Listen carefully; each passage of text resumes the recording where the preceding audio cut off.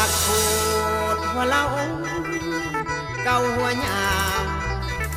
คันว่าป่าตัวเดียวปิ้งแล้วกระบี่เคิงละอายนี่คาดบ่ถึงว่าหัวใจของน้องนั้น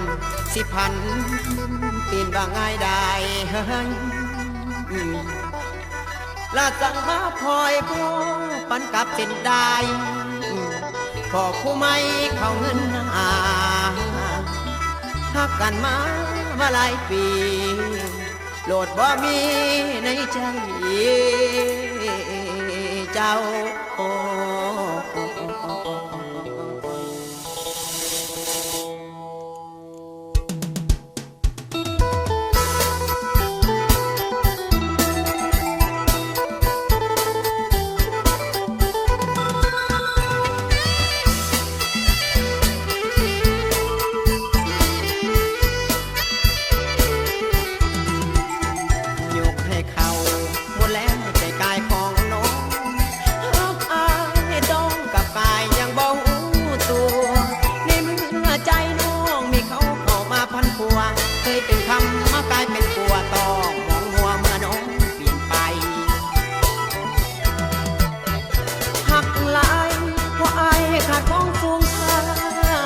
มีปัญญา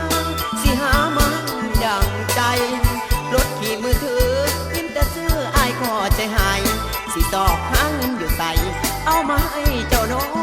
การดาฝืนหาปีนี้ก็มาแห้งแล้งให้มันสวนแต่งตายบ่เหลือเลยนางอาศัยดอกเขาในเล่าก็จนปัญญาน้องสิลืมไอ้นี่บ่ว่าก่อนเจ้าตาคิดพอความดัง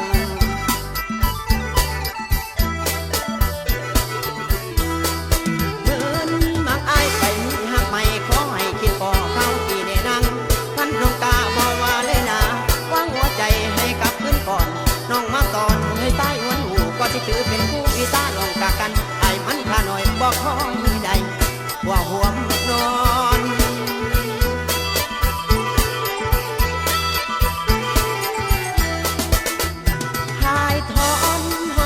ยังบ่เลือนลอยแล้วก็เริ่มต่อกันตั้งปัญญาไปพอพบคนนี้ก็เลยเปลี่ยนใจพอปันเสร็จได้เพราะน้องอายสั่งอายคนจนคนมองประคองความเศร้าคนมองประคองความเศร้าเขาลืมรู้ลืมได้ลืมไปไอ้ขอจดจำเอาไว้น้องสอนให้ไอ้ขอย้อมแผ่ทุนหัวไอ้ขอย้อมแผ่กลายเป็นแห่ที่ขัดตะกวางผู้ตัวนี้พามีบ่พอสำแผ่บ่ฮอกินตัดผู้อิงเพราะอิงมาไต่คนจนให้บ่ไม่เพียงตอนได้ดอนตะแคงน้ำตาย้อย